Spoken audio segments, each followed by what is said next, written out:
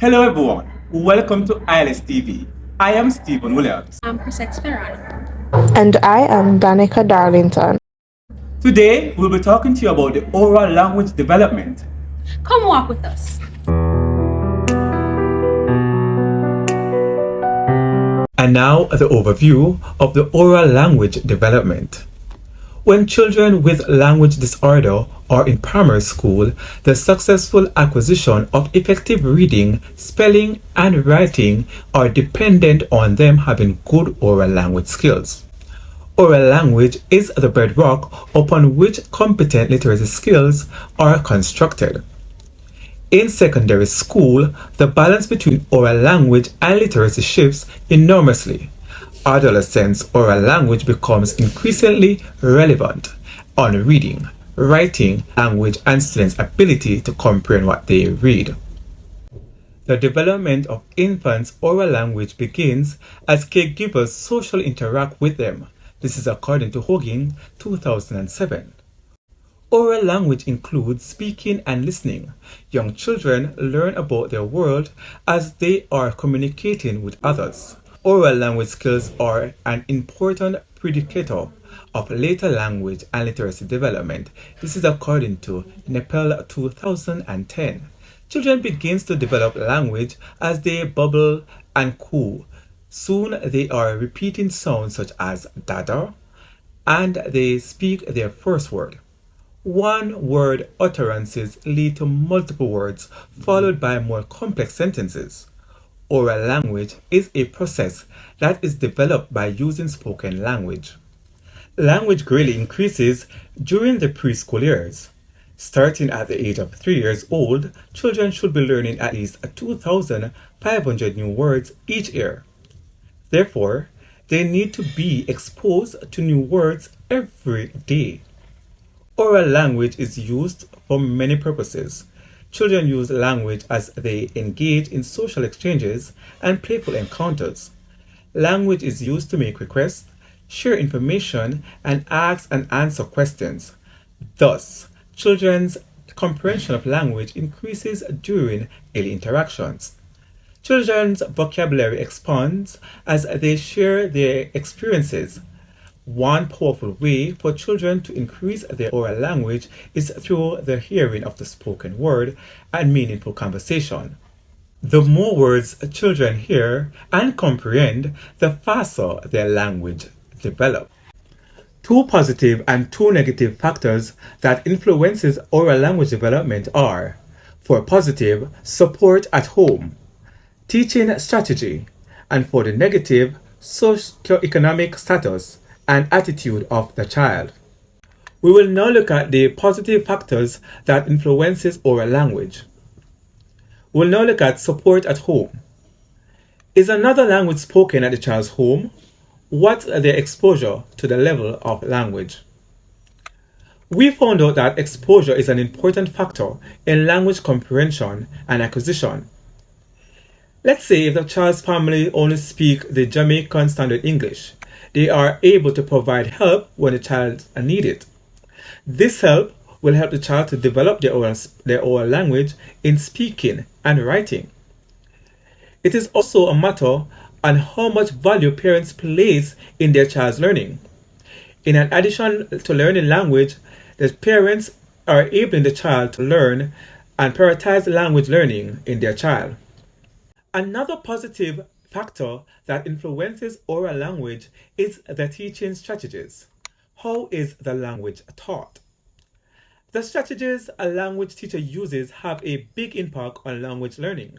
How does the teacher help students understand the concept of a language? How does the teacher take different learning styles into account, as well as different levels of comprehension? For example, watching a film in the target language and writing and performing skits in the target language reach multiple learning styles. Offering an immersion experience helps students to connect language learning to their everyday lives, but rote vocabulary, memorization, and grammar drills create meaningless language lessons. The two negative factors that influences oral language development are: the socioeconomic status, and the attitude of the child. The socioeconomic problems and lower quality of life can lead to receptive and expressive language delays and disorder. Let's say the child is from an inner city community. This can affect the way the child think, the way the child behave, and the way the child learn. It will influence the child's attitude in a different way. Let's say the family only speaks Jamaican Creole. It can affect the way the child develop their oral speaking in terms of word pronunciation, in terms of articulation and communication. Good day, I am Chrisette Ferron and I will be discussing 4 benefits of oral language development at the secondary level. Oral language skills are the foundation of children's literacy, development, and academic success. As language abilities strengthen and solidify, children become more adept communicators and readers. This results in an increase in children's confidence and overall well-being. Oral ability affects every aspect of a child's life, including one's capacity to learn and succeed at school, relationship with people, and self-perception of themselves. Some studies demonstrate that reduced competence in terms of oral language skills can even result in mental health problems. Psalm 2012. The benefits are as follows. First, we have building communication skills. Children's vocabulary expand as they share their experiences in ways in which children increase their oral language skills through communication via hearing the spoken word through meaningful conversation. Hohing 2007 postulates that the more words children hear and comprehend, the faster their language develops. Good communication enables students to assimilate more from the learning process by empowering them to ask relevant questions and discuss doubts. Effective verbal communication nurtures the process of socialization by facilitating new friendships and in turn aid in the teaching and learning process. The second benefit, secondary students become stronger readers. Children learn what they hear. Repeated exposure to words, books, and conversation allows a child to learn new words and develop strong oral language skills. In addition to developing vocabulary comprehension and reading and writing, can enhance speaking ability by expanding vocabulary, increasing comfort with various language registers, and with the help of online tools, improving intonation and pronunciation. The third factor involves building their confidence. Having confidence means that you're likely to at least attempt to speak and practice in English. The advantage of self-confidence is an ability to convey message easily.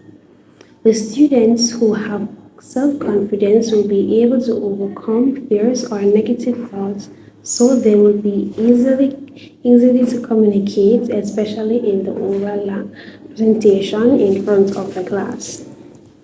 The fourth benefit, which includes building their sense of well-being. Oral language lays the foundation for reading and writing skills. Children will develop as they learn and progress through school. They will use oral language in all aspects of their education in the classroom as they connect with peers and teachers and throughout their lives as they grow into adulthood. Having a strong foundation in oral language will help students become more successful readers and strong communicators, as well as build their confidence and overall sense of well-being.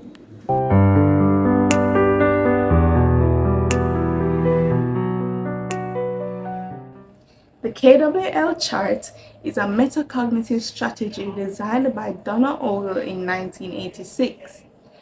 It prompts students to activate prior knowledge, generate questions to investigate, and inventory the new knowledge that emerges from that investigation.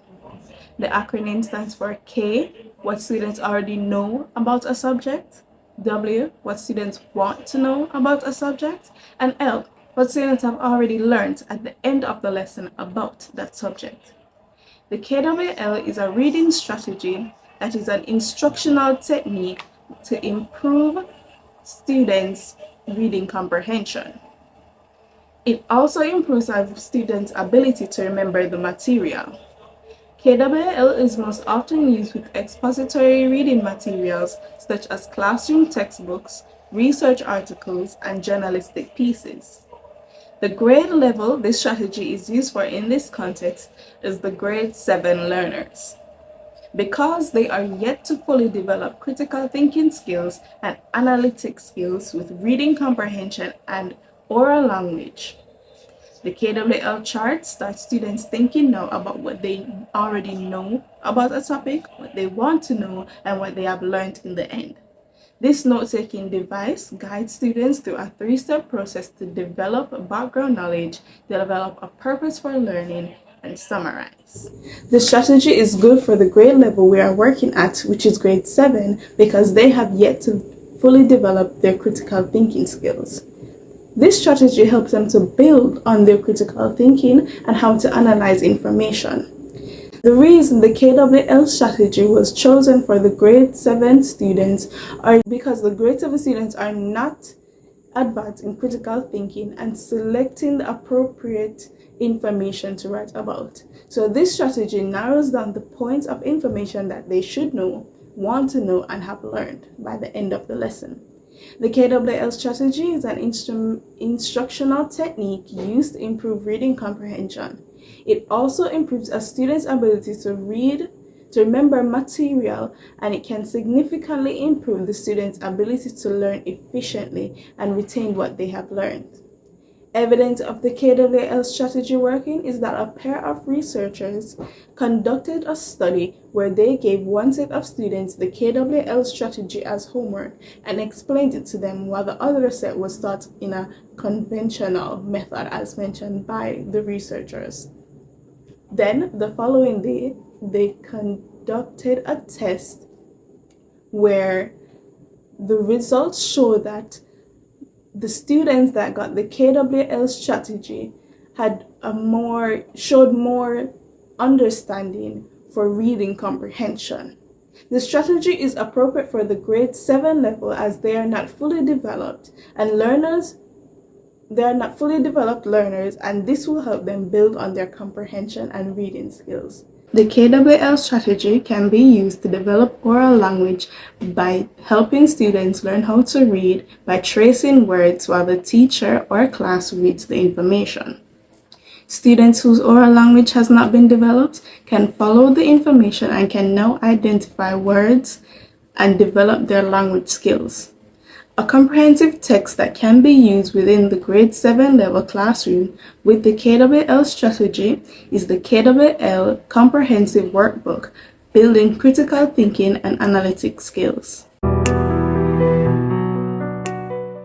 The KWL strategy is considered effective in improving students' reading comprehension achievement and upgrading them, since it leads to active previous knowledge within the students and leads to enhance the students' ability to interpret the reading material and adapt it as to cope with their cognitive background.